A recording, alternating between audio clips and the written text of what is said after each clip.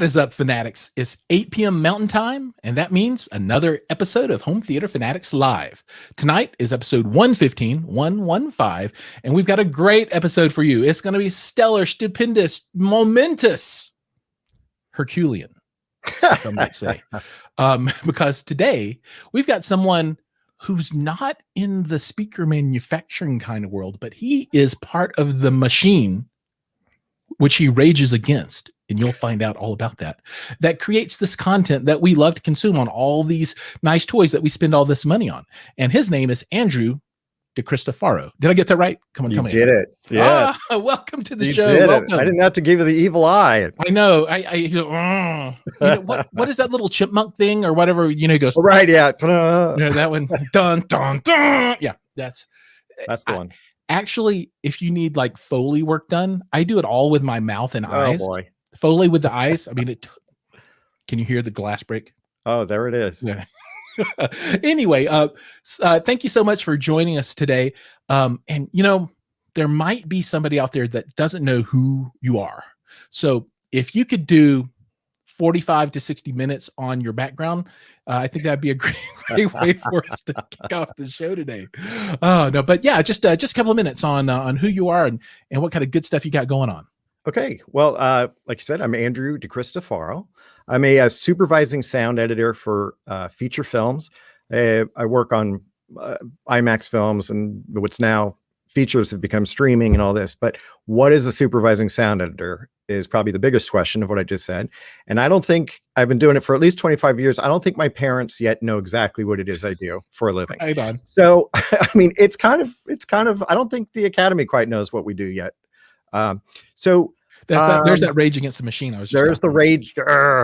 So my job is easier to describe to someone usually if I say I am like the director of photography for a feature film, or a director will say, I want this film to have this kind of style or this look or whatever. And he or she is then responsible for lighting and this and that to give that look, that style. I have the same job only with sound. So everything that goes through my purview, I mean, from the dialogue, the ADR, the Foley, the backgrounds, everything, including the mix. I mean, we have re-recording mixers that bring their own, thoughts and ideas and, elevate the game. But I work in conjunction with them. And at that point also help merge the music and everything. So although I don't do the music or score the music, there's another whole department that deals just with that. Yeah. But once all the elements get to the stage, ultimately it's my responsibility to, help craft the director's vision of what the film should sound like. And I think, does that explain it? I don't know. It's always hard to say. Okay. What might also be interesting for the folks to know is that, there are classics out there. I mean, just classics that were snubbed by the Academy that you worked on that for me, are at the top, I think, of the game. And, we can take it back to movies such as Friday. Right. And you're shocked that was snubbed by the Academy? Yes. I mean, there are certain things that certain films that will not necessarily get recognized by the Academy, and for different reasons, various reasons and stuff. But each year there's so much great work that goes on that gets overlooked because it doesn't necessarily tick all the boxes that's going to be an Academy worthy film for whatever that reason may or may not be. Certainly.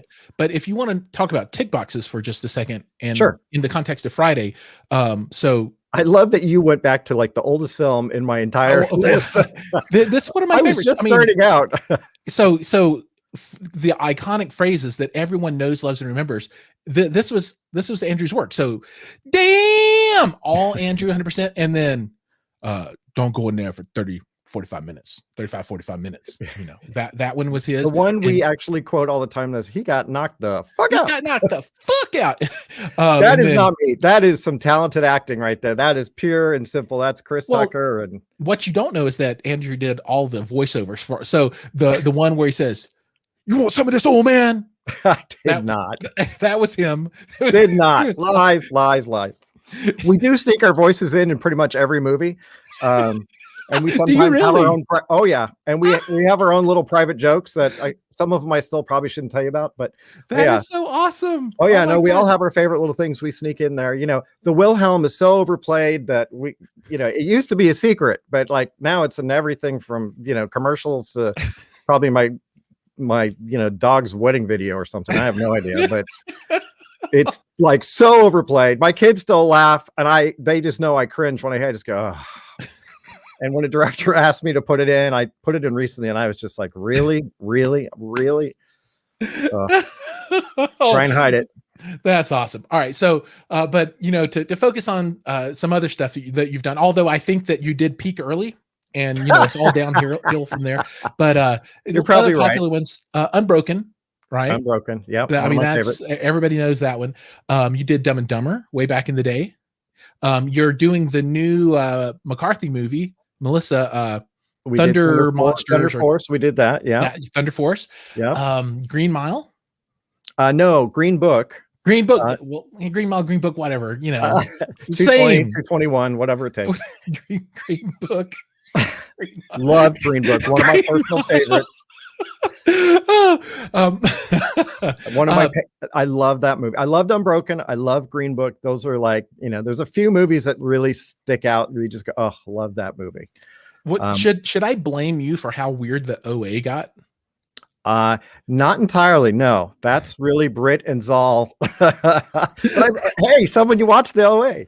I dug the OA. Oh, the OA for us was it was super hard, but so creatively liberating. Both Britt and Zal love sound. And we really, almost in the truest form of working with sound, letting sound help sculpt the film itself, which is really what sound should be doing, because it's at least 50% of the movie going experience. And they, we work with them truly and merge to create something. Right.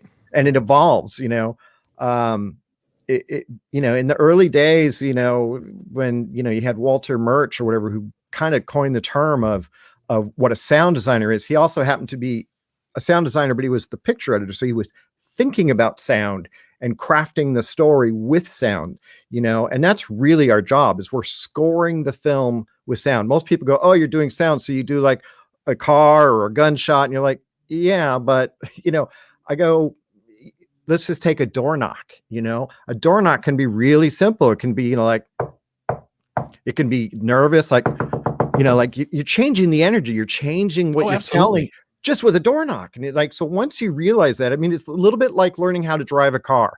When you first start out, you're thinking, okay, stick, shift, for those of us remember what a stick and a clutch and all that. It's so mechanical. You're thinking just the mechanics all the time.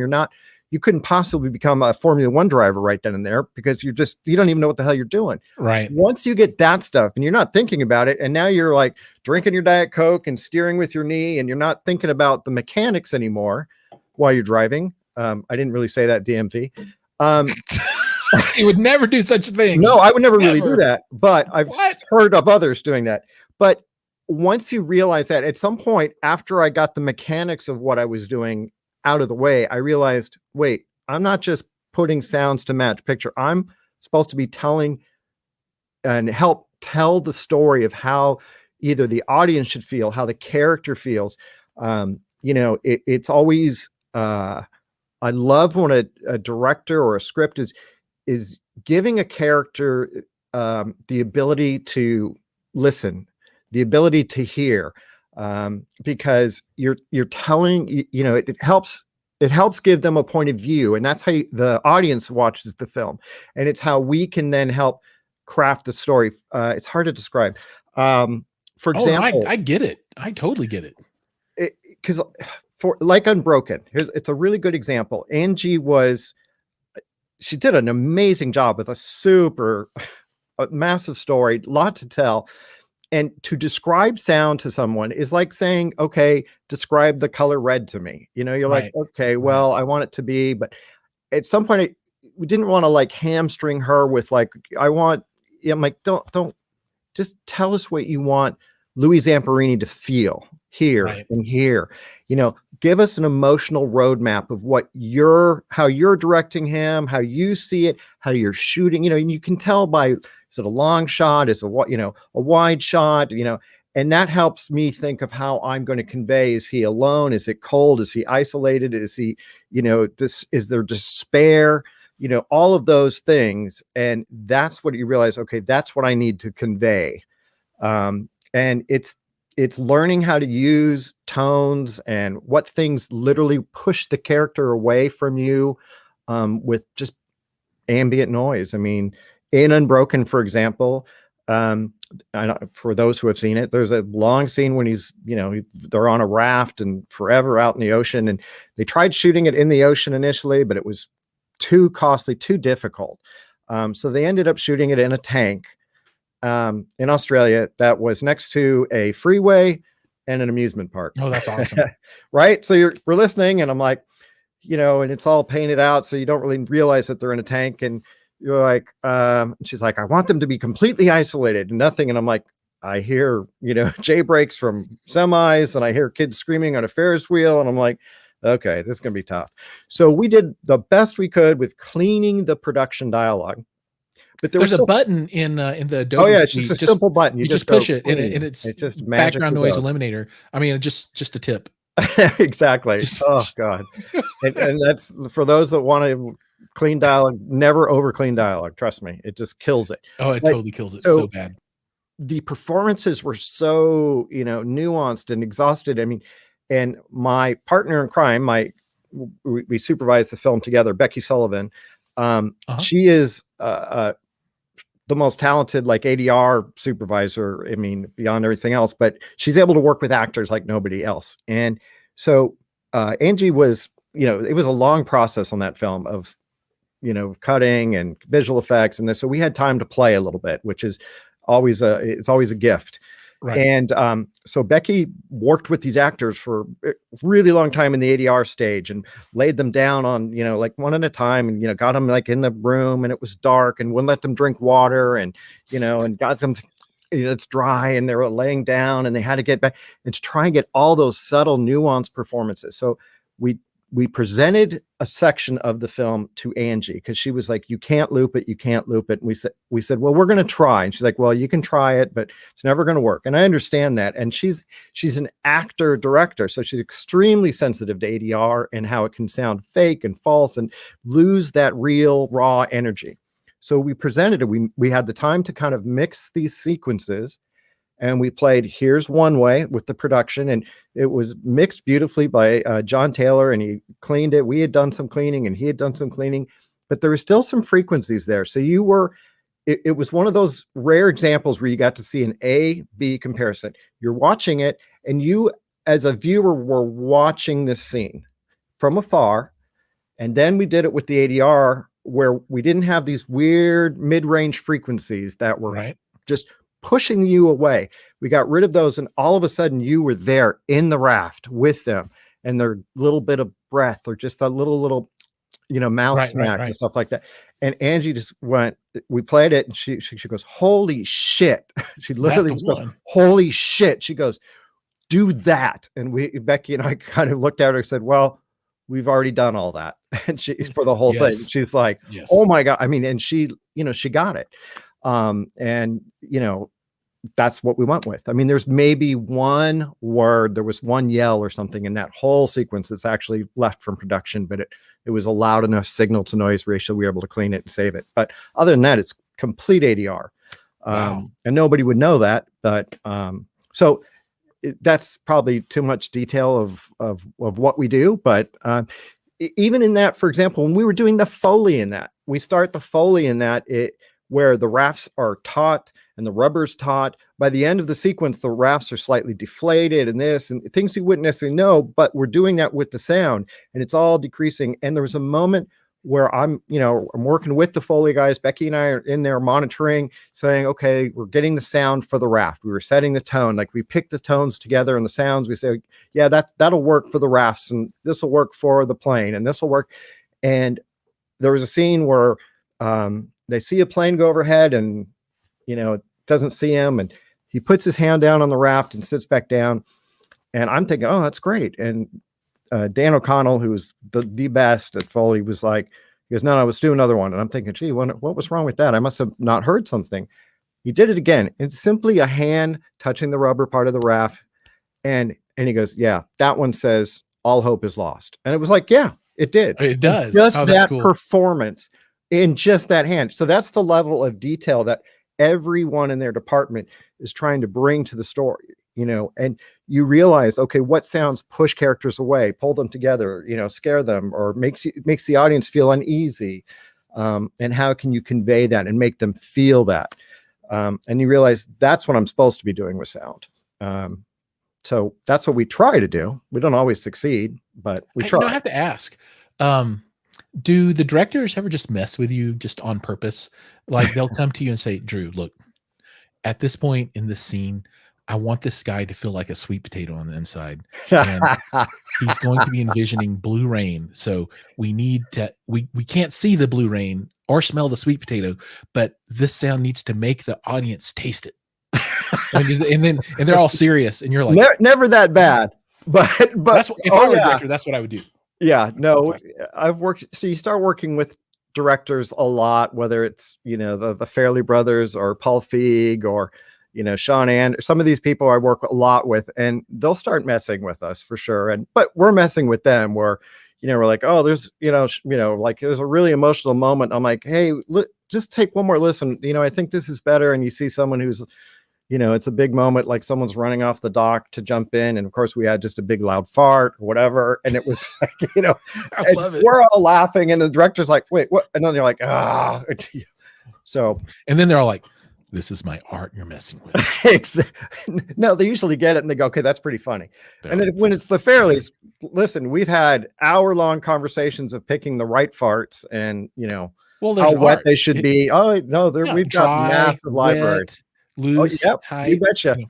So let's play a little game real quick. Oh boy. Because I was thinking through, last time I was like, okay, I'm trying to imagine myself as you, knowing nothing about the industry. And then, listening to all the stories that people have told about how hard it can be to work with people and how demanding they are and how crazy stuff gets. So I'm going to feed you your line. And we're going to recreate these scenes. And basically this is, what would it be like if I'm adding music or some type of sound to my intro? The what's up, fanatics? It's 8 p.m. Mountain Time, so that people can get a feel from my expert sound design point of view of what it might be like to be you. So what I want you to do now is just say, make the intro harder. Just say it. Make You're the director. intro harder. Yeah. Okay. All right. So this is okay. I'm like the sound guy. Oh, did I just freeze? Did I lock up? You look like you're frozen there. Oh my goodness. But my voice is okay. Your voice is good. Okay. So we're just gonna keep that pause there because this is all about the sound. This is all part of it. I didn't want people to look at me. I wanted them to hear the sound. Okay. This is harder. All right. Okay, director. I'm gonna make the intro harder. Here we go.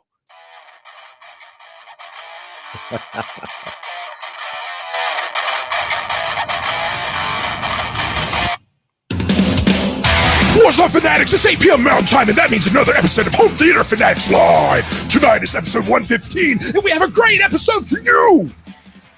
See, right? That's more directing, right? So you were the director. Which is either faster, louder, better. That's what the actors usually get. Do it again, but do it faster. They get a lot of that. My camera's. I'm going to turn it off and turn it back on again. This live, people. This proves that the most important part of this is the sound. Okay, now be the director and say, make it epic. Okay. Clearly you thought, all right, make it epic.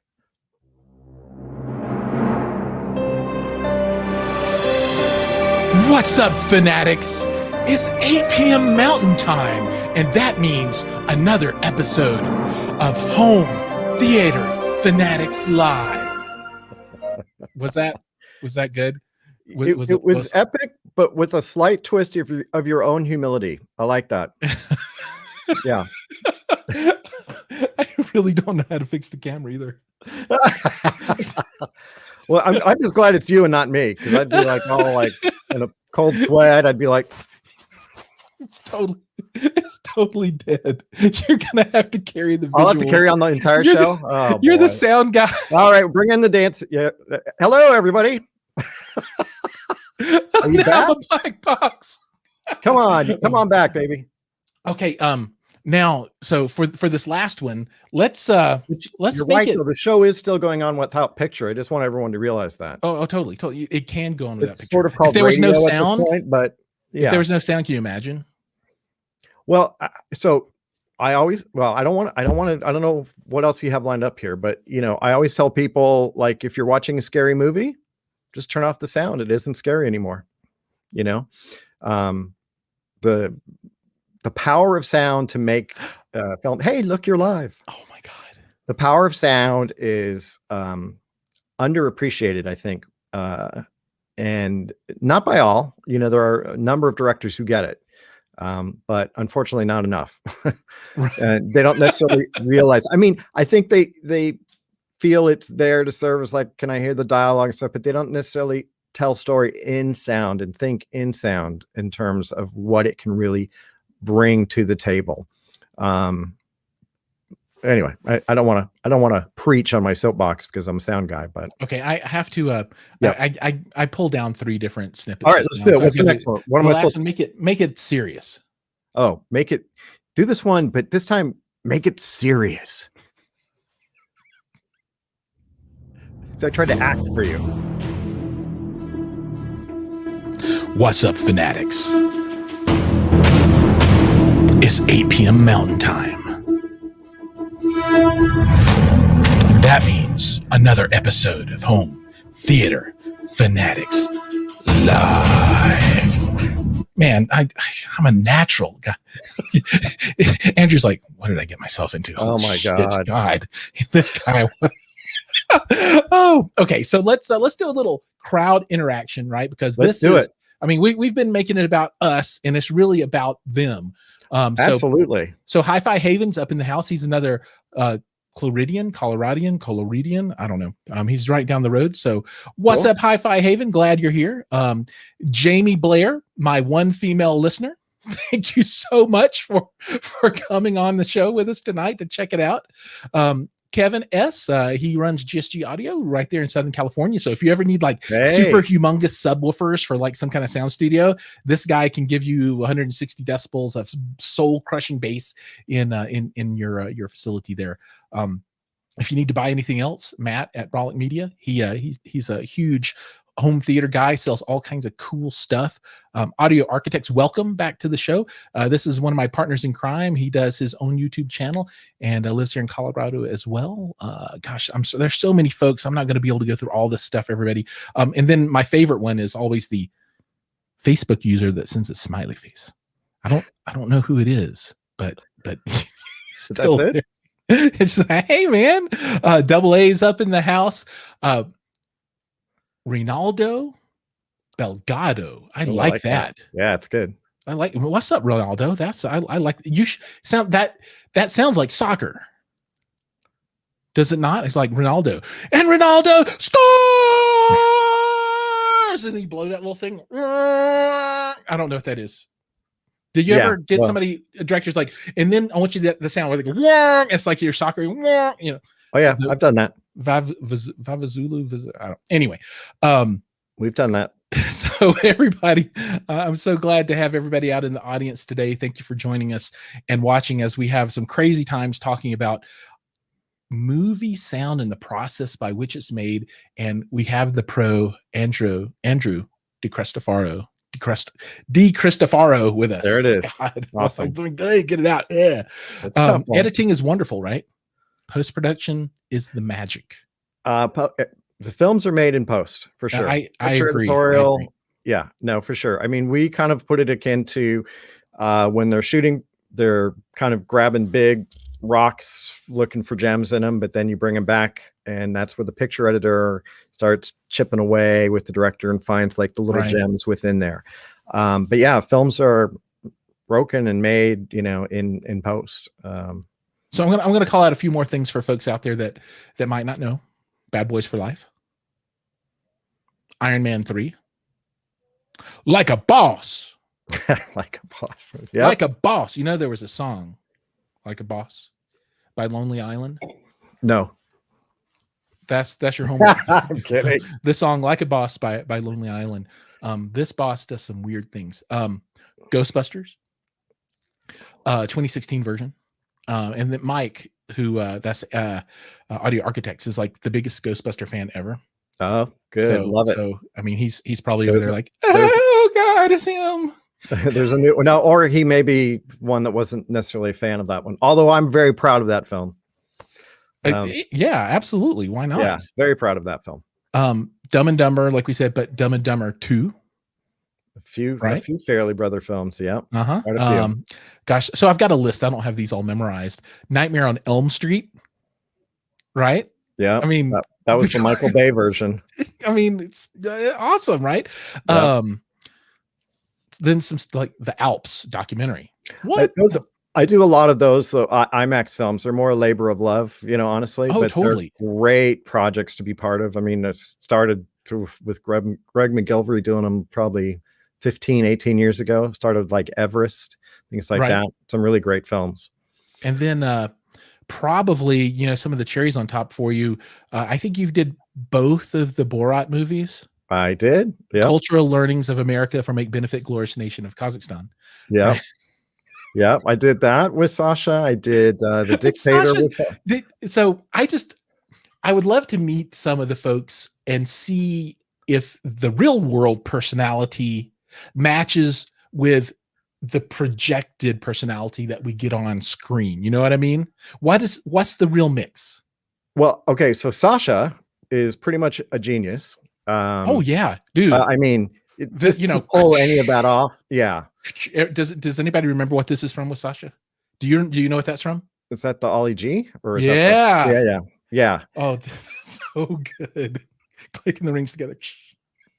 Yeah, no, Sasha, he's brilliant. When you listen to him speak, you realize, oh wow, this guy, because you watch Borat and you're like, what? But that's part of the genius, is that he can become those characters so flawlessly. Oh, absolutely. And then he can pull off that mankini like so good. Yeah, right.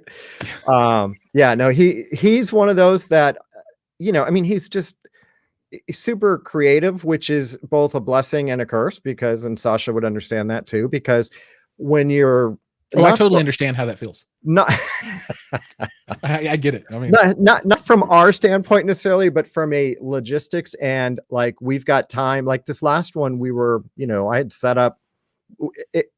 It's such a creative flow for him that you can't hamstring him and the creativity with the bounds of, okay, you need to stop cutting so we can start mixing. It's like, no, we're mixing, and while we're mixing, we're set up and just free flowing with more lines and thoughts and ideas, and then the picture's changing, and so it makes it difficult for us logistically, but it's what's best for the film. So absolutely. And so you just need to not hamper that creativity, because we talked a little about how many of these films come together, and the brilliance is in the ad-libbing or the whatever.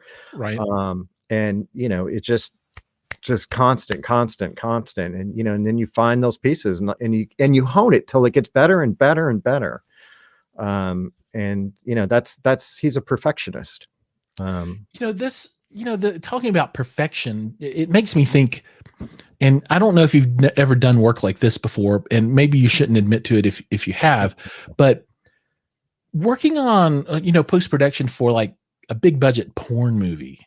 The Foley for that. That's what we joke about. I want to be the guy who does the Foley for the porn movie. The Foley for porn, right? I mean, that's right. Oh boy, you're sick and wrong, like I am. Cheers to you. And the director's like, no, I'm a little more moan here. Make this scene feel like it's yellow sex, right? Oh boy. I mean, I couldn't even imagine what that would be like, but that has to be a conversation that goes on. I'm sure it does. It has to, right? If they have the money to do Foley, I don't think there's money. I did say big budget. Right. right? It's like a tent pole for some, production company out Sure. there. I'm sure there is. I'm sure I know somebody must have done the Foley, but I don't know. Can't say I've ever done it. Is there, that could be a business opportunity, maybe a company specifically around, Foley for the adult I film guarantee industry. you somebody's already picked that one up and has got a whole little cottage industry going on right now. Porn, Foley, and The cottage industry. yeah. Oh, so movies aren't the only things that have sound design, mixing, editing, right? I mean, there's a lot of this function that goes into things like video games and those kinds of things too, right? Oh, So, absolutely. it's not just television and movies. It's pretty much any form of entertainment that we consume needs to have this kind of work done. Everything from an audio book, that has background music or whatever, all the way to me, sitting behind my computer saying, oh my God, what is the electrical hum and why is it so loud and how can I get rid of it? Right. So, I mean, this touches everything, which is kind of interesting to me. Have you had any experiences with things outside of television and cinema? Have you done any work in those areas before for anything else? Kind of a little bit of all of the above, including even doing some sound, like Ghostbusters, for example. There was all sorts of toys and products and things. So Right. we wanted the sounds to be authentic from that particular thing. So we ended up, I was sitting there while we were mixing half the time, not half the time, but a lot of times I'd be like designing stuff on my laptop. All right, this will be work for this. This will work for the blaster. This will work, and shipping those off. But, a lot of us do ancillary work for games and so forth. I mean, it's a big, talk about big budgets. Those are huge budgets and take years. And it's a whole different, not different, but it is a different thing because the mixing is live mixing in within the game engine and so Right. forth. And Okay, you get sure, I get it. characteristics of, so it's a little different, but they have cinematics that are mixed traditionally. Right, The right, little, right. But yes, we've done all of those things, and even coming up for sounds for, sometimes for logos or hardware. Oh yeah, that's right. It's like Sounds for hardware, sounds for, Uh-huh. certain different things, commercials. I really started in commercials, which were super fun. Got to do it all. I think I got That- my feet wet in a lot of different avenues there. It kind of brings back to a discussion you and I were sort of having before we went on too, about like all the different home environments and how people are listening to sound. Right. And, and to me, I mean, I couldn't be more of an enthusiast for people to have the best home viewing system. It's because we put so much passion and soul and everything into it, and knowing how much it brings to the experience, to not have a viewer get half of the experience because they're listening to a tinny little speaker, or, because, it really adds so much to the experience emotionally and stuff. And you go to the theater and you see a trailer, and how often do you see people go, I'll wait for video on that one, or I'll go see that one in the theater. I've said that myself. Yeah. And I have to say, I've done it too. Oh, yeah. And there are certain ones, but I got to say, it's still, even the size, the immersion of a screen is important and stuff. But, it's having a little, having the consumer be a little bit more aware of, even say just video, like making sure you switch your television off the vivid setting and go to cinema mode and turn off the soap opera effect and all this other goofy looking stuff that, people are sitting here spending hours and hours and hours color calibrating and doing all these things to make sure it looks exactly right in the tones. And, and you've got it set to this blaring, cartoonish saturated. looking. Yeah. It looks terrible. Extra saturated. And, it's hard to say. Like we do preview screenings all the time. In fact, literally, I walked off a dub stage and walked into this little, it's kind of a Atmos design pre-dub room. Mm-hmm. Because we're mixing a temp dub for this film that we're going to preview this week. And I've been, so each film I work on has at least 3 previews, probably 2 to 3 previews, at least, I would say. So after doing this for 20, I mean, I've got 100 and 25, I don't know how many movies under my belt. So you start going, oh, times three, you're like, wow, that's 300 screenings you've gone to set up and, for previews. And it's amazing to go to the theaters and, some of them sound great. And some of them I'm like, oh my gosh, people are listening. Oh yeah, it's horrible in here. I'm like, this is, I remember this was a long time ago, but I was doing a preview. It was a movie called Slums of Beverly Hills. It goes way back. Oh, that was awesome. And what was her name? I can't remember her name. The actress. Marissa, anyway. Yeah. So I went to the preview screen to set it up. And it was in Santa Monica on 3rd Street Promenade. And I'm thinking, okay, it's got to be great. I mean, it's in Santa Monica. I mean, this is Hollywood heaven. There's got to be good theaters. I get there. And I, being the sound nerd, I brought my own, SPL meter and helping the Dolby guy out. And I'm like, yeah, I'll go down. I'll tell you. And he's like, all right, I'm going to start pinking the room. And he goes, okay, here's, left channel. And I'm like, okay. And he goes, here's center channel. I'm like, are you sure that's center? I'm on the walkie-talkie. And he goes, yep, that's center channel. I'm like, turning around going, okay, well, that's coming out the surrounds. And so we asked the manager, and sure enough, people have been watching movies in Santa Monica with the dialogue coming out of the surround speakers. And I'm like, are you kidding me? Oh my God. So we eventually we started to like, do we fix the room? And it was such a mess. We had to pull that and go to a different theater. And so it's shocking to see that kind of stuff. There was a question I think you had regarding. Well, I've got a whole list that we need to run through those. Okay, sorry. Yeah. Anyway, I digress, and I'm moving on to. So let's do that. So I've got a list of questions. Okay. Maybe we can just rapid fire these, because I think each of these questions would lead into like a 5-hour episode. With me, they probably would, yes. But I think we can just tag these out because folks demand their questions be answered, and so excellent. We've got to give the people what they want. Okay, so what makes for a great Atmos track, and why don't all audio engineers get it right? And you can call out names if you want to. That is an interesting question, and really there is no simple correct answer. Certain films will utilize what you can do in Atmos better than other films.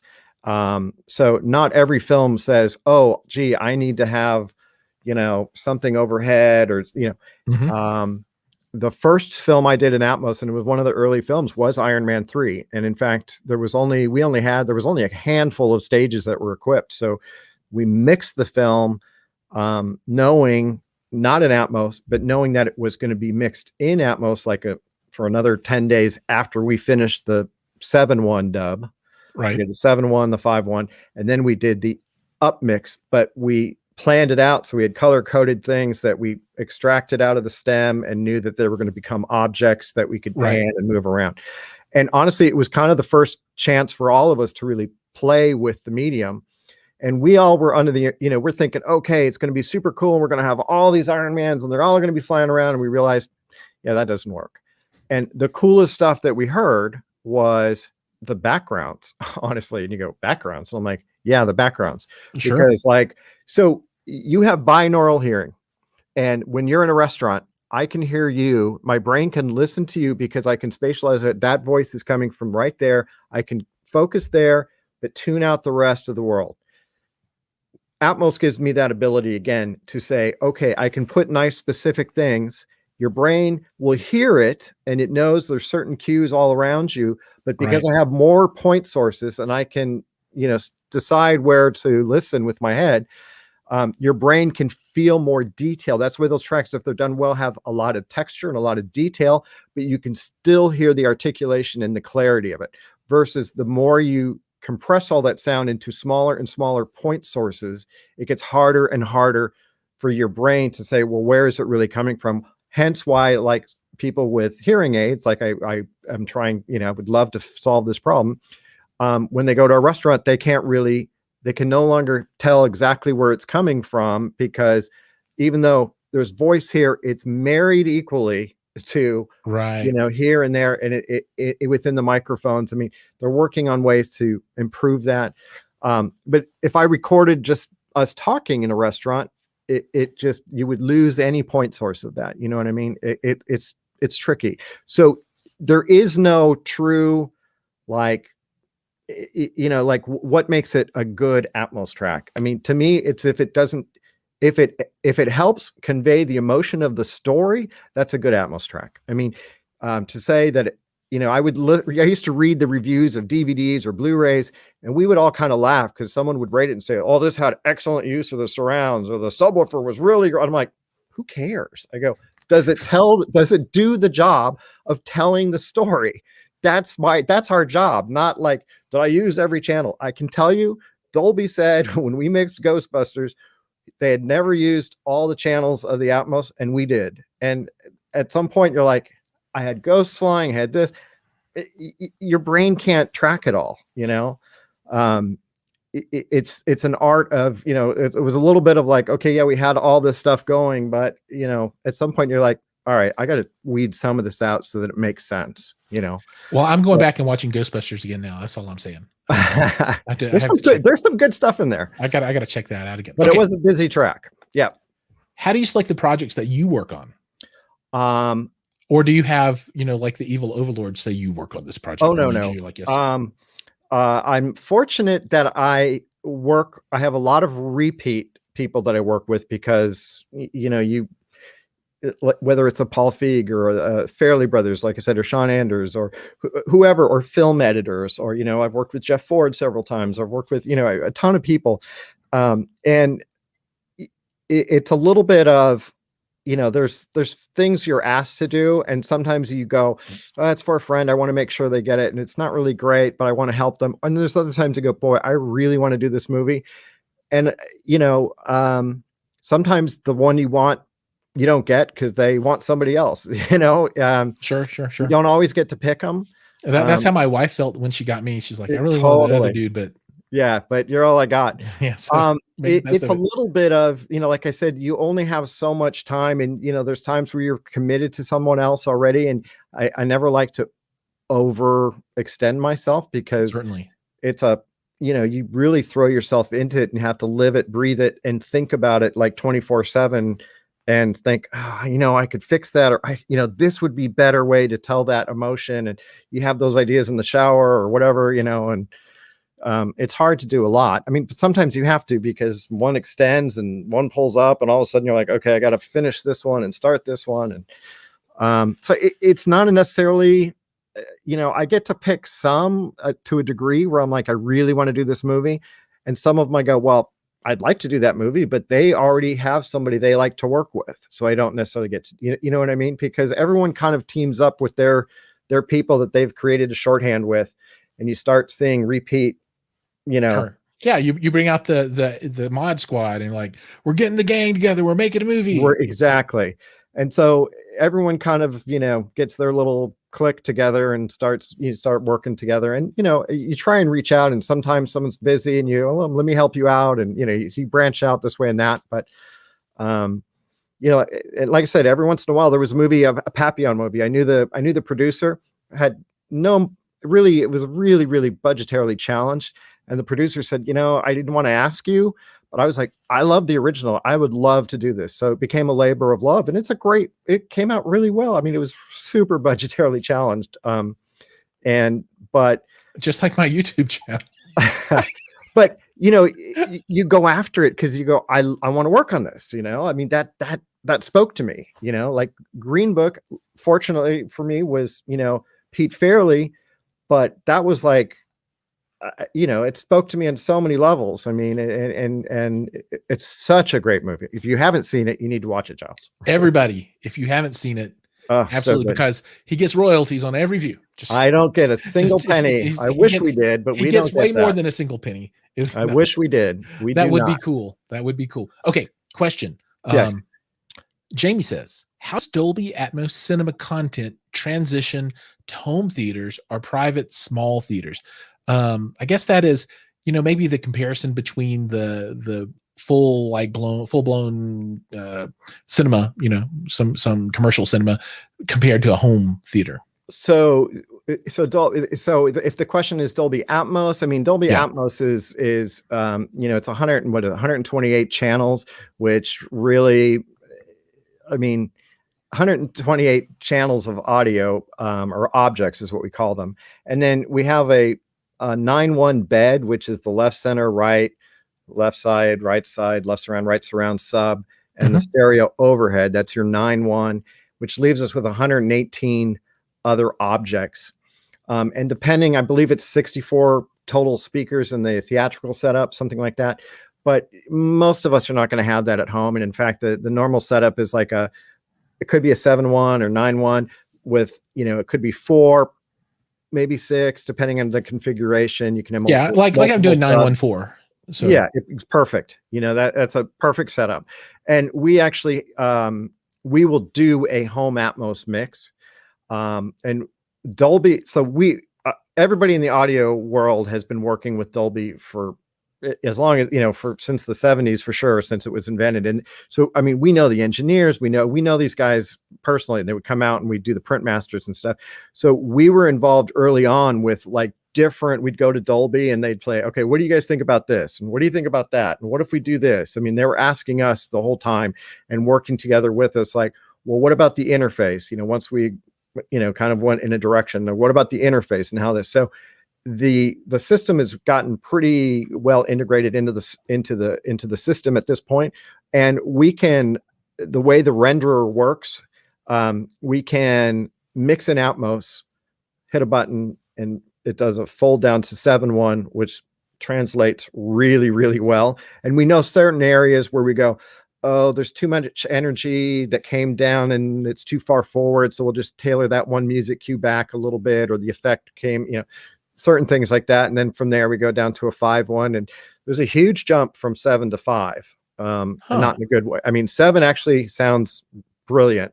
5, which was the standard for everything. But having that extra set of point sources is huge. And then you get to 2 and all that other stuff. And then we do a near field mix where we actually lower the level that we're listening. So, theatrically we're at 85 as a reference level on main speakers. Sure. But when we do a home version, we'll turn the reference level down. We're on near field speakers, smaller speakers. Yep. And by doing that, anything that's a little bit too low, we end up raising a little bit. We try to do this with the same mix team that will keep the integrity of what the director was intending. Right. So that we don't, something that should have been inaudible stays inaudible, but something that, oh, we really need sure we hear this line or this effect or music cue is lost. The music cue lost a little too much low end because it's too low, blah, blah, blah. We try and accommodate for all that so that you're not chasing the volume at home. I'm a huge fan of doing that as long as they keep an uncompressed version.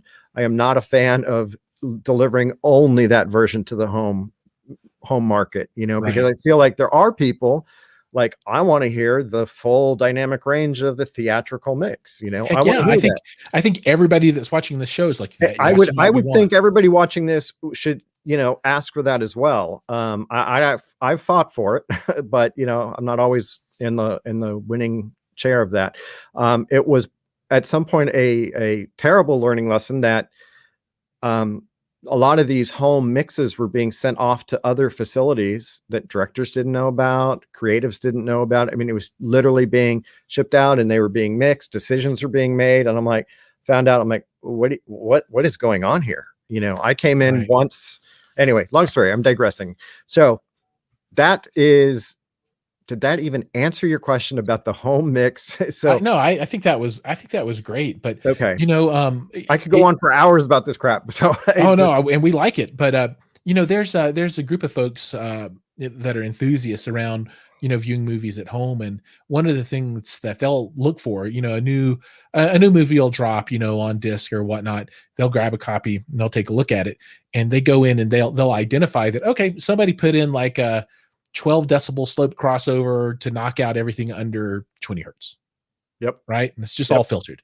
And then they reverse engineer that. And they're like, okay, this is the reverse filter that you need to apply to this to kind of bring it all back. We're not, we can't create the material, but we can boost it back up to where we think it would have been if they hadn't put that filter in beforehand. So, I mean, there's all kinds of folks out there that are trying to fix things like that. Yeah, there was a different standard. There's kind of been an ongoing debate from up north, let's say, and down in Hollywood, whereby some people would filter on the monitor section, which is a little bit scary because you could be printing but not hearing what you're printing. Sure. Versus what we would monitor, which was everything. And it exposed quite a few things a few times, and there was debates back and forth between here and another place. Not by here, I mean Hollywood and another place, which I am a huge fan of, by the way, and I won't say any more than that. Don't say it. No, and they're awesome. But it was an interesting philosophical debate amongst engineers and everything like that. And one a little bit where I said, hey, look, I just want to know what I'm putting on the track. That's all, So right. Because if you only filter on the monitor section, then you don't know what you're doing, because you could be printing God knows what down there. And, we don't rely. I know one of the questions I think may have been about subwoofer and usage of subwoofers and stuff. And I'm a huge sub fan, but it's also the least reliable tool in our bag of tricks, because because you go to a theater, most theaters are not going to have the subs that you want. I've got them on my dub stages, and I've got them in spades, and I can, rock whatever. But even stage to stage, bass sound is a really, really tricky beast. And the tuning of bass is extremely tricky. So even going from, sister stages that sometimes, this one, and if you stand just a little bit off to your left, whether there's nodes in there or not. I mean, and then when you go out in the field, and by in the field, I mean, you go into a theater and you go, oh gosh, I leaned so heavily. Yeah. I've leaned so heavily on this bass to carry this deep, throb or tone and emotion, or this spaceship rock, and you go, there's nothing there. It's just so gone. I actually make it one of our things that we do a bass minus test to make sure, how is this going to play without the sub, and make sure it still has integrity in the mains. And then if I can get the gravy on top, so I try and make sure it still will hold together. Because I made that mistake once and I was like, oh, never do that again. That's cool. I mean, I love the way that, you're so thoughtful about how this is going to present out to everyone, right? Because not everyone is lucky enough, or knowledgeable enough necessarily to build a system that can reproduce that, but you still want them to have that emotional experience when they watch the movie. Right. Yeah. Yeah, for sure. I mean, sound for me became a passion early on. I mean, my dad instilled it in me with hi-fi, Right. and that was like our weekend thing. We'd go to different hi-fi shops and stereo hi-fi shops, and we'd go and listen to every speaker that was available. And, I mean, that was like our thing. And we'd get a pair and we'd live with them for a while, from, Klipsch horns to Meridians to, Kefs to Macintosh or whatever. And, Right. and I'm in the middle of a home remodel, and I've been looking for speakers for like 5 years that I'm going to say, okay, because I really want hi-fi sound. But the thing that always bugged me, and then I go, okay, I want to play one of my movies, and it's like, and then you hear the compression driver like fatigue, and it's just like, you just go, so it's like, well, and it's hard to get a dynamic speaker sound, because you have like, can rock the room with these big old JBLs, but I wouldn't necessarily want to play hi-fi on them, because that's not what they're meant to do. And this dealer I was working with, now I'm switching to a pair of speakers that I found that I don't think I can really afford, but I'm going to try and talk my wife into it. But let's hear it. I mean, everybody at this point, everybody's all like, what is it going to be? So the guy my wife, and look, my wife's the best. She's like, oh, we're going to end up with big old speakers in our house, and that's fine. And because I'm like, she knows this is what we do. That's what I do. That's the moneymaker, right? I'm like, yeah. She loves music, and she loves movies too. And so, but this dealer I was working, they said, you should go listen to these speakers, and they're Wisdom audio speakers. Wisdom's awesome. And so, yeah, but I honestly, I had never really heard of them. Right? I'm like, what the hell's a planar magnetic speaker? And I read the site, and I'm like, this sounds like mumbo jumbo gobbledygook or whatever. And unfortunately my dealer had just signed up with them, so he didn't have any to audition. He said, well, you should just go up. For me, it was just up in Carson City, which was like a short 40-minute flight. I'm like, Okay, I'm not doing anything. I'm going to fly up there and listen to speakers because I'm a nerd. Well, welcome to Welcome your to the family. club. So I You're like, flew up. yeah, because I'm about to fly to Indianapolis to listen to some speakers. Okay, and, right. yeah, So I yeah. flew up and met this guy, Ron, who was like, I don't know what Ron does. He's the VP or something. I don't know. Yeah, I'll have And him he on this took show time one of off. these days if I can work it out with him. We're Ron's trying. awesome. And so at least he took me through the whole thing. It was up at the factory. We went through the whole thing of like the different lines. And I was like, because I didn't even know which speakers to say to listen to. And I said, when I emailed him and I went back and forth and I said, oh, by the way, I want to have one of my movies to listen to too in your theater. And I said, can you have Unbroken queued up? And so it was funny to hear, after we got past all this stuff, to hear like, well, what did you think? Well, so I'll explain that. So I'm listening to music with Ron. We're going through things. We get to the level that, my dealer said, listen to these. I'm like, okay. So I'm listening to these and I'm like, man, these are awesome. But I didn't want to get too excited because I knew every time I liked a pair of speakers that have that hi-fi and the detail and the openness and the quick transient response and everything that, when I play a movie and put an explosion through it, it's just going to go, and I'm like, it sucks. Yeah. So I'm like, all right, great. Well, let's go to the theater and I know what's going to happen. They're going to suck. And I'm like, because we go in there. Your number one fans online, by the way, just look at that. Is that what my wife just said something there? I assume it's your wife or your daughter or mother or somebody with the same last name. That's my wife.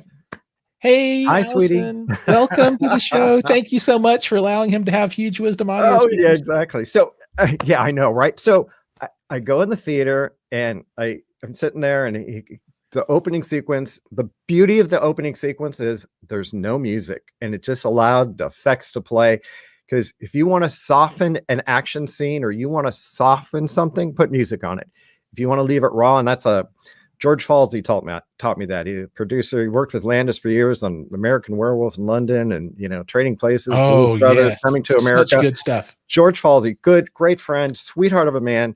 And he was like, and I did a couple of films with him, and he was like, all right, put music over it, takes all the edge off of it. So sure enough, Angie and she's like, no, with the big open aerial battle and stuff, she goes, no music, that's just raw war machine. I'm like, yes.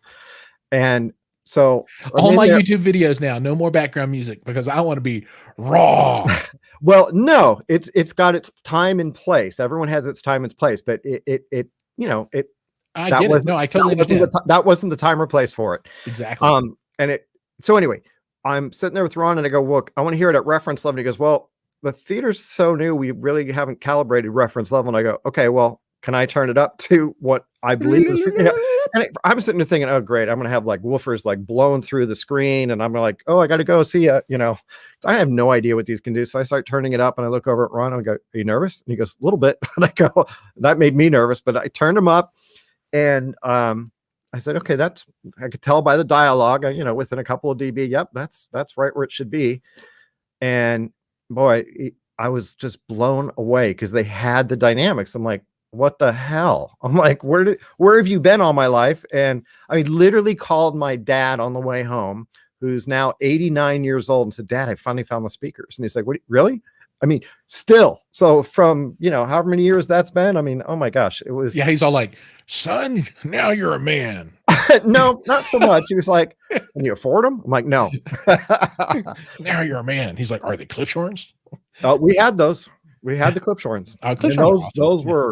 Those were rock and roll speakers, baby. But that's exactly what they are. That is a great description of them. They are. But it's got that compression horn driver, and it is what it is, and sings and hurts, and Yeah. And then you're all the blood. They say you're not having fun until it bleeds, right? Oh, been there, done that. Anyway, so those are awesome. I'm a huge fan. I have to point out one thing to you because we're 1 minute over the show length, and we can go a little bit longer. I don't want it to go too long, but now when anyone comes to my home to check out my theater or we watch something, I'm always going to queue up Unbroken. You should, and I'm gonna play that. I'm gonna like, oh yeah, my buddy did this. He's a cool guy. Yeah, he did this, and he said that I should play this for everybody. So I'm gonna totally name drop you. I'm like, yeah. We were just chatting about this the other day. He said you should check out this scene. I mean, there's so many good movies to listen to. I mean, one that my kids heard over and over when I was testing stuff out wasn't one of mine, but it was War of the Worlds. Oh yeah, Tom and Cruise. the scene where I forget whatever the robot, the alien machine is coming out of the ground the first time, the low end and stuff. I'm a huge fan of that track because it has lows, mids, highs. It's very clear. It's very creative. It's fresh. It's articulate. I mean, it was really brilliant. Really, really well done. I was picking on my friends up north, but at the same point, absolutely like geniuses in terms of stuff. Like you watch a track. I used to watch like Jurassic Park or whatever, and you watch Jurassic Park and go, for example, like the scene where the T-Rex is pushing in on the car and you see the kids move back like this. Somebody go ahead and watch it again, but realize like every time there's like, they go boom, boom, boom there's a thunderclap like 3 times right as the girl moves back like this. And it's the kind of stuff that you don't notice, but it affects you so emotionally. I mean, you watch The Rock or whatever like that, and you would say, you see someone get up out of their chair, there's a full-on cougar growl with the guy getting out of his chair, right? But once I pointed out to you, go, what the hell's that doing there? But emotionally, it was just, it's funny. I used to on my YouTube videos mix in animal sounds like that. And it's kind of subtle until you realize what's going on. And then you're like, that was a hippopotamus. Right. Oh yeah. Now, look, for sound design, we always start. I mean, animals are such a great place to start, whether it's an alligator, a pig, or whatever, a camel, a llama. I mean, and you slow it down. You have, really hi-fi recordings with, like 192, 24-bit, blah, blah, blah.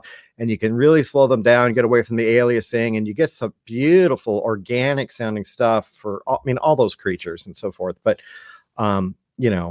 I mean, that's a whole sound design thing, and that's sound design as people think of sound design. But the true version of sound design is more the Walter Murch theory of sound design, which is crafting the track with the picture and everything else. That's true sound design. Because I mean, sound design is not just the creatures and all that crap or a loud explosion. And that's unfortunately what it's become. And people go, oh, it was the big loud movie. It's like what you're saying, what's the energy, the flow with the dialogue. It could be the subtle movies are the hardest movies to do. I mean, I hear you. Because there's nowhere to hide. I mean, it's you got to tell all the emotion and still make it disappear. We also have Katie in the house with us tonight. Oh my goodness! So it's a family. The whole family logged in. That's right. They're like, our dad's finally made it. He's on Home Theater Fanatics Live. He's a thing now. Oh my gosh. Oh boy. I'm glad I could do that for you. I mean, I know you've been looking for great a long fun. time. I love it. How can you not love that? Oh, okay. We're going to seriously shift gears here. All right. And what normally would be 30 minutes of an episode, we're going to power through in about 3 minutes and close this bad boy down. So usually I talk about content for a while, but we've really talked about that. But one thing I do want to call out, and I'm not going to do my intro for this section. I'm going to skip it, man. They have music and everything. But I've been watching Jupiter's Legacy, and that's a new one on, I guess it's on Netflix, and it's a superhero point of view, but it's also like a coming of age story for the superhero's children. And then it's also a backstory set in the roaring 20s when these guys got their powers and, stock market crash and all kind of crazy stuff going on. Was that the 20s? Yep. Yeah, it was Great Depression. So if folks haven't checked that one out, you go watch Jupiter's Legacy. I really like that. And then another thing that I just picked up by accident, which is also on Netflix, and I can't remember the name of it exactly. It's like Love, Robots, and Death, or Loves, Robots, and something. And it's like a series of like 20 shorts. They're like 8 minutes long or something like that. And it's really great. They're all animated with different styles of animation, all the way from like cartoon style to hyper realistic to rotoscope to all kinds of stuff. But that's a really good one as well. So for you, anything that you've watched recently that you say, okay, everybody's got to see this. You just got to see it. But don't say Falcon and Winter Soldier. Everybody's seen it. Don't say WandaVision. Everybody's seen it. Haven't seen either one. That what that means? You're not everybody. See? You're somebody. Oh boy. Well, okay. And everyone's probably already seen this one, but I was telling everybody to watch Dark because I thought that was awesome. I haven't seen it. You should watch Dark. I thought it was super cool. It was really interesting. I'm on the fence. I made the kids watch it it's like, do you want to watch subtitles? It's a German, it's a German project. The English version is not great, but I didn't really want to watch the subtitles. I don't know. So it's up to you, but fascinating. And I usually do the dub just because it's easier to deal with. Yeah, that's kind of what we did. And I liked it so much I ended up letting the kids watch it, and they really enjoyed it too. And I just started one of my friends, well, actually a whole group of them, like one was the producer, one's the sound designer. I just started watching, and I hadn't read the books, and so far I'm intrigued, but I'm only 2 episodes in. But what is it, Shadow and Bone? Yeah. It's like, oh, let me cut myself. Oh, I blinded you. Yeah. Yes. Right. Okay. Yeah. And I'm So, like, man, it looks awesome. I haven't started it yet. My the wife and I are production gonna watch value is amazing. I was like, wow, this looks really good. It sounds really cool. Don't these television shows nowadays?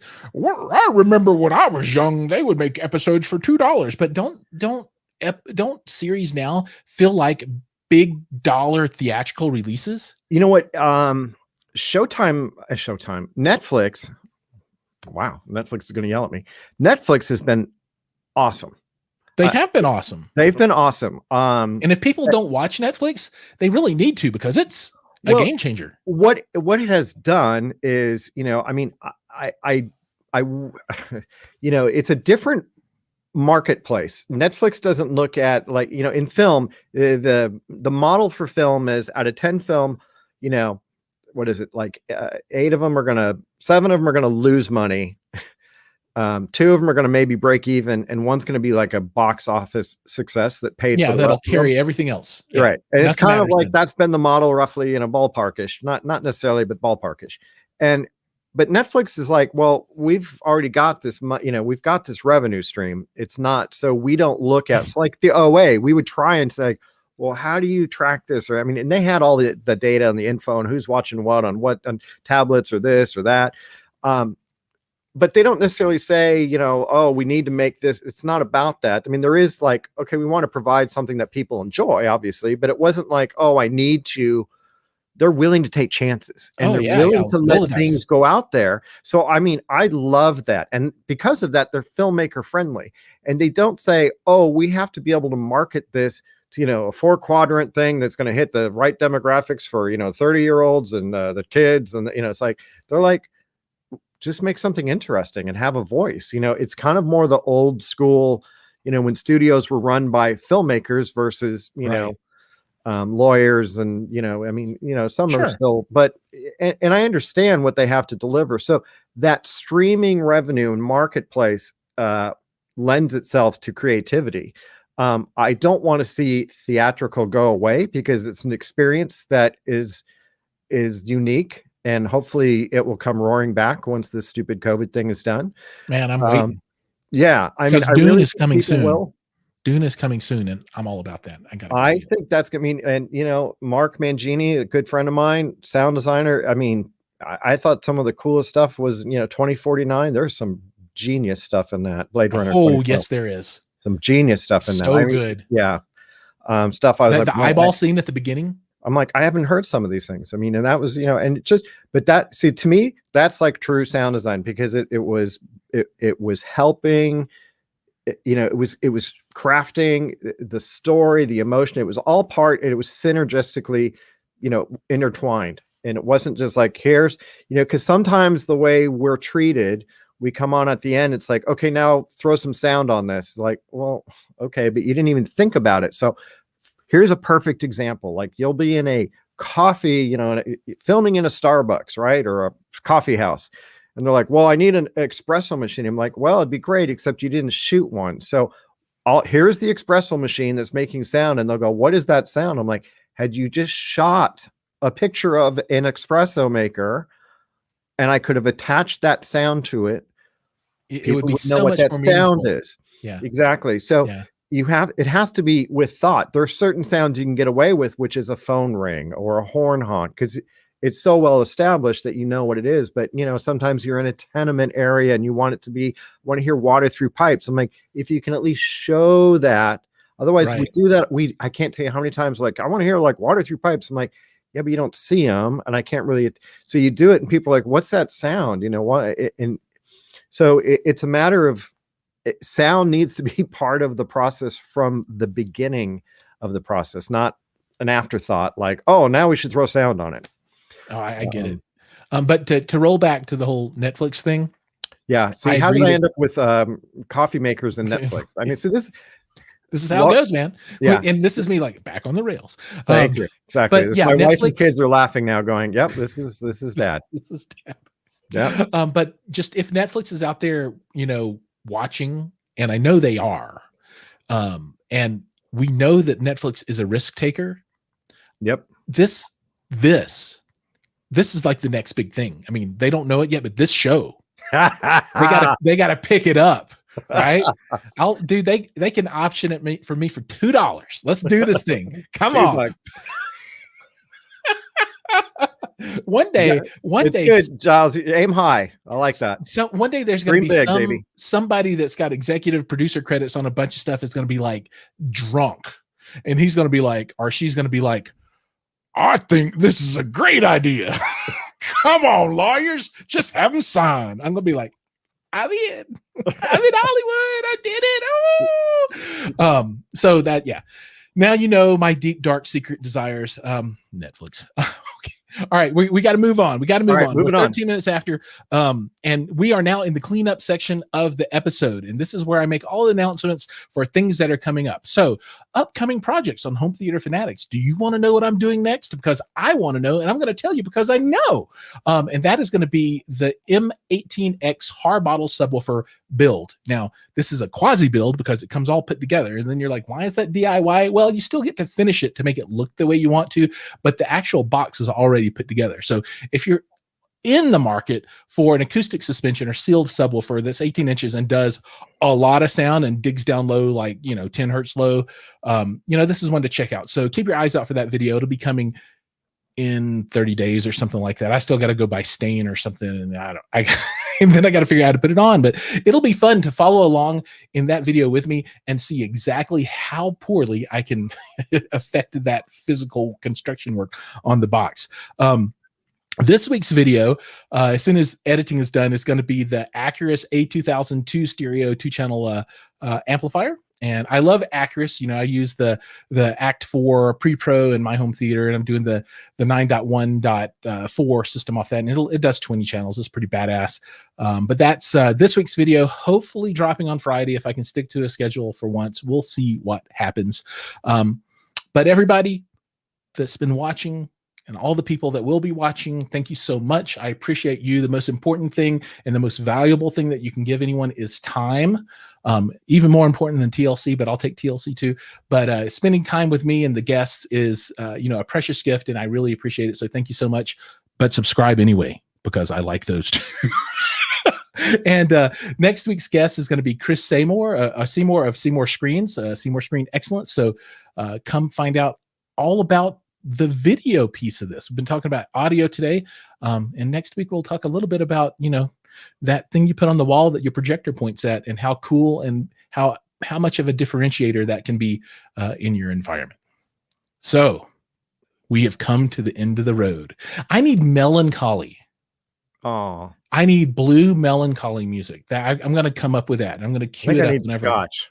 Yes, blue and melancholy. I'll settle for Diet Coke. I'm drinking this water right now, y'all. I'm going crazy tonight. It's a party. Andrew, thank you so much for coming on the show tonight. It has been an honor and a pleasure having you on. I really can't say, how happy and thrilled I was to have you come on. And I know everybody else is as well. So thank you. Thanks for having me. It's been fun. I mean, we could have, there's a lot to talk about. Still like 3D audio for headphones and all sorts of so much. And so much stuff. And, I want to do a whole episode about ASMR with you.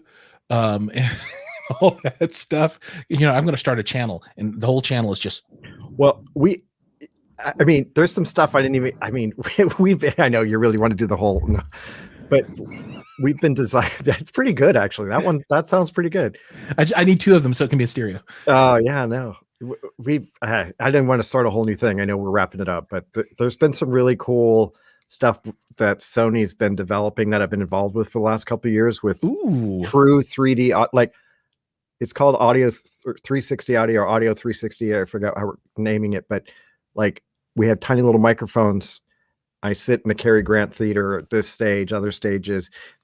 I run a sample, so it's based on the shape of my ear, and so when I'm cutting at home or wherever, and then it's calibrated with these headphones, I can audition. Okay, let me hear it's going to be in the Cary Grant, how it's going to sound in really here. And it's like spot on. Like when you're in the stage, and the first time you do it, to this day, people still go, "Wait, you hear the sound on the speakers, and then you know, the second now we're going to hear it on the headphones, and everybody you take them off because wait, I'm the only one hearing this, and everyone's standing around looking at you like I don't hear anything, and you swear it's coming out of this speaker, Atmos speakers." It's awesome. That's it's crazy. Actually, that technology. The hairs just stood up on my arm. Well, that technology, I think I can talk about it, is incorporated in the PS5. Okay. So that, you know, that's a whole nother. You were talking about game engine and stuff like this for real headphone. Like, I mean, sound below you, you know, sound, or I mean, it's real. It's awesome. It's super cool. It's so cool. They have bed channels now. Soon they're going to have like bedrock channels. Bedrock channels. Bedrock channels. Like, I love that. Well, it's just another way to sell, you know, 9 more channels of speakers. Yeah, right. I know. God, my system's 9.1.4.4. Yeah, and you're like, what? Coming. Yeah, and pretty soon there'll be like a anti-gravity technology to make you float up off the floor in your chair so that you can have the speakers underneath. And I'm in it. Let's do it. Whoop. All right. We are going to stop now. We're done. Enough. I know. We're supposed to be done. Thank you so much for your time. And you know, I'll be happy and would love to have you back anytime in the future. When you get a wild hair up your butt, just be like, "Hey man, I'm doing that silly show again. Let's do this thing." And you're welcome. Again, thanks. And thanks to everybody else out there in the world. See you next week. Make sure to tune in because you're going to want to know about these screens because you're doing it wrong if you're not doing it the way that we're going to tell you about next week and you want to know. So thanks everybody. See you guys in the next video.